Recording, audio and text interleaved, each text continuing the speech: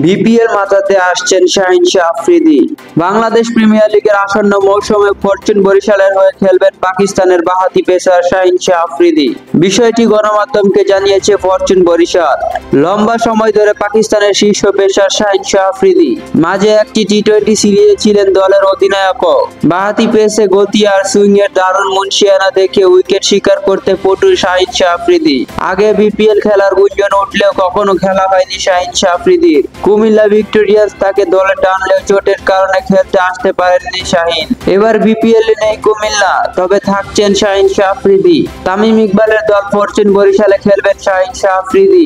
Defending চ্যাম্পিয়নদের দলে আরো আছেন মাহমুদুল্লাহ রিয়াদ, মুশফিকুর রহিম, নাজমুল হোসেন শান্ত, রিশাদ হোসেনের মতো ক্রিকেটাররা। বিপিএল এর সর্বশেষ আসরে ফাইনালে কুমিল্লা ভিক্টোরিয়ান্সকে হারিয়ে শিরোপা জিতেছিল তামিমের নেতৃত্বাধীন ফরচুন বরিশাল। এবারও বেশ শক্তিশালী দল গড়েছে বরিশাল, দেবে চ্যাম্পিয়ন্স ফাইট। আগামী 30 ডিসেম্বর মাঠে গড়াবে বিপিএল, ফাইনাল হবে 7 ফেব্রুয়ারি। তবে রিপোর্ট অনুযায়ী শাহিন শাহ আফ্রিদি খেলবেন 15 জানুয়ারি পর্যন্ত।